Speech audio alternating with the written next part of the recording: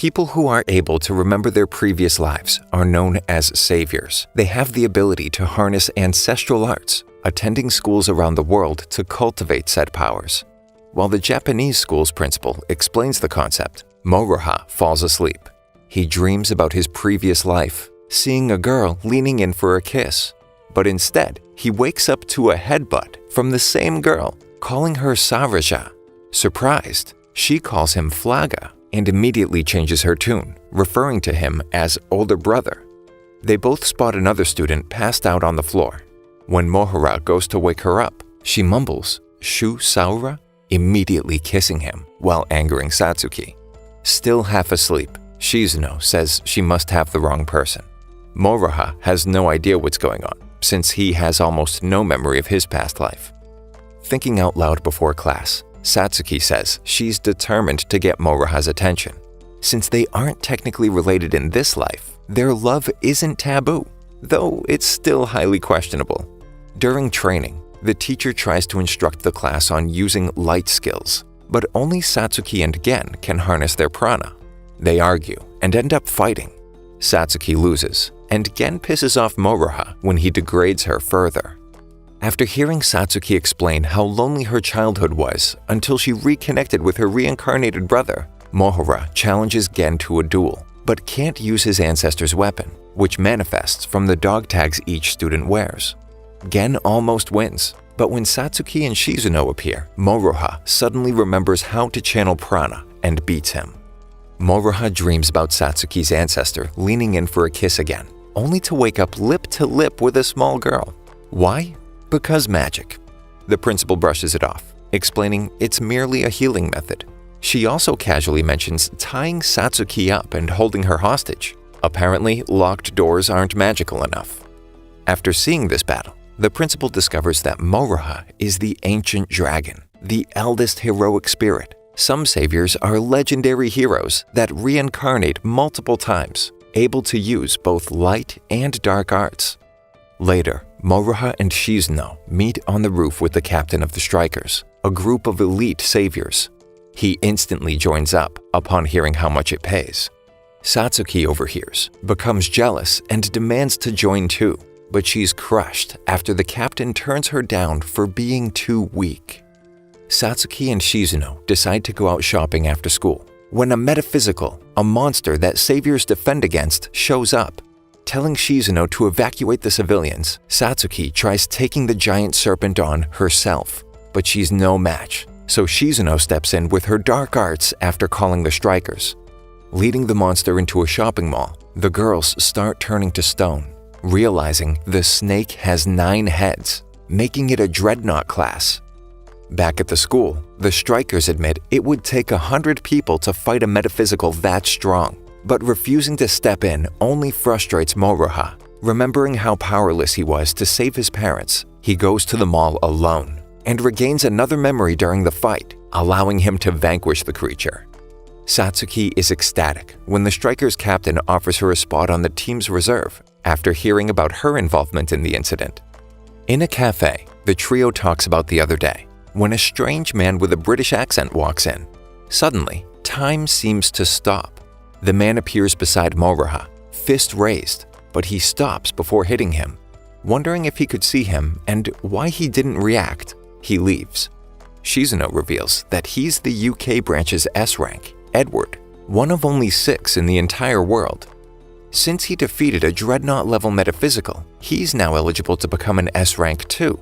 Satsuki gets excited, but is let down when Shizuno explains how S ranks have to serve their country and have no freedom.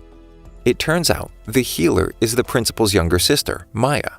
Feigning a meeting with her sister, Moroha shows up to find her alone.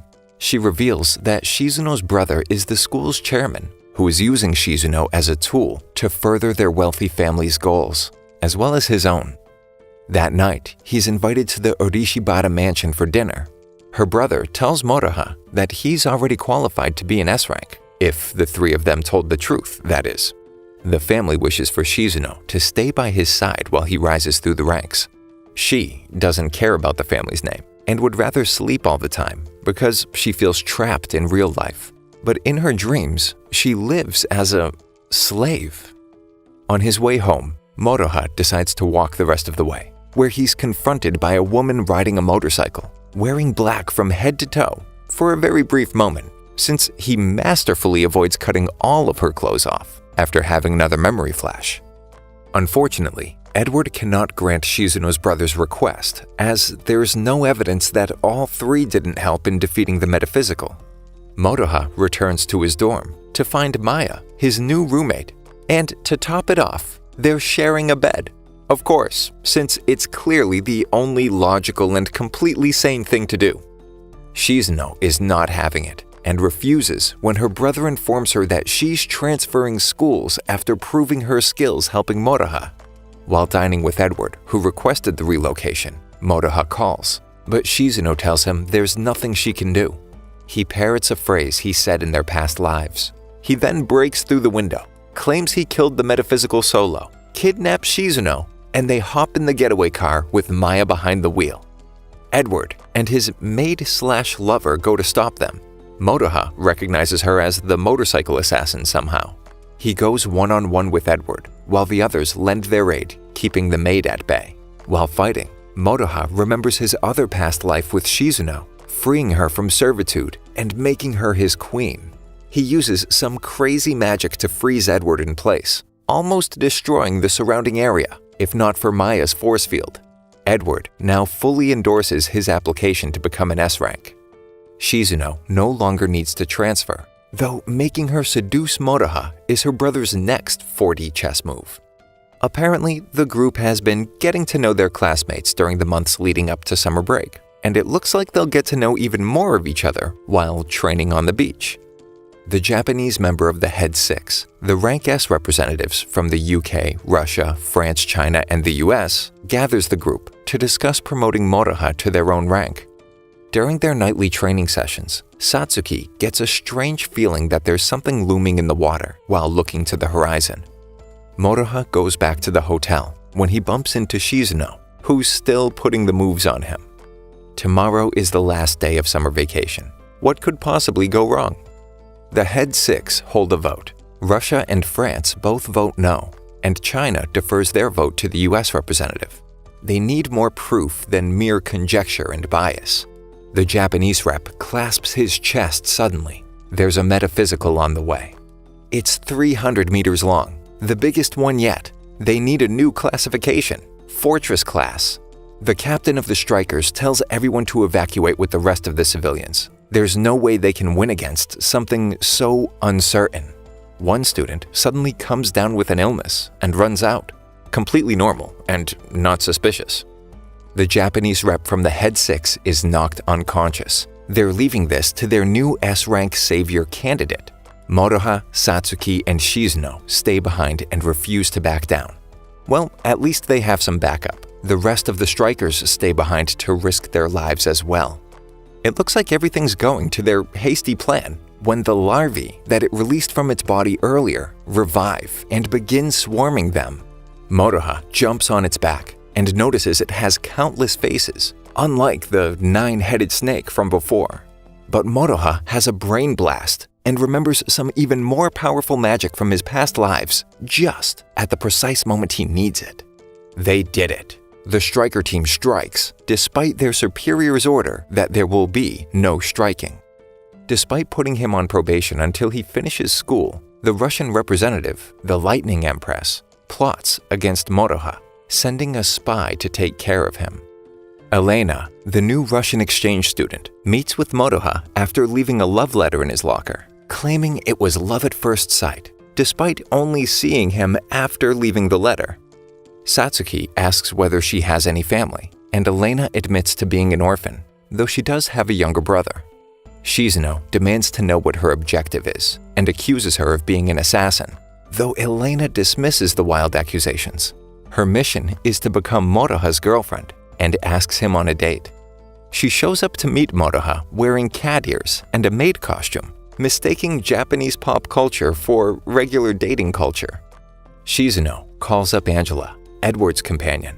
It turns out that Elena is a man-eater and has already made an attempt on Edward's life at one point. So to protect Moroha, she challenges Elena to a duel. Despite her powerful dark arts, she's no match when Elena unleashes her real weapon, the demon sword Leprozam, having the ability to absorb the opponent's prana. She leaves Shizuno alive when a teacher discovers them. Both end up suspended, so Moroha visits Shizuno at her mansion, where she reveals the true intentions of the Russian spy. But he doesn't care. He hugs her and swears that there's still some good left in Elena. Moroha and Satsuki go to help Elena recover, narrowly missing her comrade possessing a crow. Everyone from their class that they've made friends with shows up to help over the next few days. Elena asks Moroha for one more date, but when they arrive at the park, she immediately attacks him. Shizuno and Satsuki rush to help, but the American student in their class was ordered to allow Elena to kill Moroha by the US representative. He has another random memory flash to the past. Now, back in the future, he uses his ancestors' sword skills to avoid the vampire qualities of Elena's sword. Shizuno steps in and stops the fight. Elena never actually had a brother. The memories were implanted in the military-like compound in Russia where they train saviors.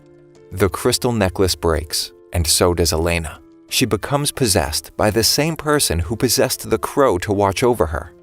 Moroha convinces Elena to stay in Japan while he decides to wage war on the Lightning Empress of Russia. When he arrives, he meets one of the Russian branch's head members, but refuses to kill him, or anyone else for that matter, and takes him prisoner. The only person he brings along is Angela, so none of his friends are in danger, and to avoid an international incident. Moroha tells his captive to reveal his plans to take out other high-ranking Russian saviors. Moroha shows malice for the first time, remembering his days on the battlefield, and stabs his prisoner. Though he escapes and immediately tells the Empress, who is without mercy, anyone who fails dies, no exceptions. She tells her followers to wait for him to make his moves. Moroha continues to travel around Russia, incapacitating the Empress's forces. One night, while he's walking with Angela, they both notice they're being followed, so he flies to a nearby open area to fend off the ambush. Though none of them can even touch him, some of the Russians ask for him to give up so they don't have to die at the Empress's hands.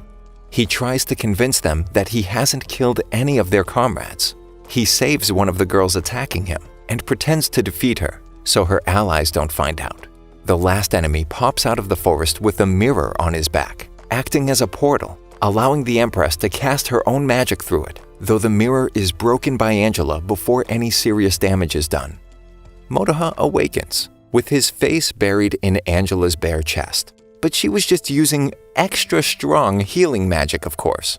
It seems a single kiss won't cut it this time. The girl he saved, Katia, finds them and asks for their help. Her best friend Yuri is at the Empress's mansion, being used as a weapon. Moroha leaves Katia behind with Angela. Despite being one of her most loyal subjects, the one who tried using the mirror is put to death. No exceptions. Moroha finally makes it to her mansion, but the Empress summons an army made entirely out of lightning. He's able to take on the beasts one at a time. Things are looking good, until a squad of Russian agents come. He simply can't kill anyone, but he doesn't have to. All his friends suddenly teleport to help him wage war on the Empress. Elena destroys the crystals around the Russian agents' necks, and Yuri finally recognizes her best friend. They all team up and destroy the Lightning Army. But the Empress has one more trick up her sleeve. She summons a huge titan made of lightning to smite them. Moroha has yet another flash of his ancestors' powers. He uses a higher-level spell, surpassing even the Empress's abilities, making him pretty much the strongest person on Earth. They all spend some time in a co-ed sauna, where Elena and Satsuki engage in silly competitions to prove who the better sister is. Satsuki wins the arm wrestle, but they both lose after Shizuno freezes them. Outside, he tells Shizuno about a strange dream he has, where a monster takes everyone he loves away from him. Meanwhile, the Japanese representative has another attack causing crippling pain in his chest. This time, it's worse than anything he's ever experienced. A metaphysical appears in Russia, and Moroha stays to help. Since Maya hasn't been able to stay with Moroha, all the girls have a sleepover to cheer her up, pillow fights and all. The Japanese rep tells Edward it's no ordinary monster. It's the ancient dragon.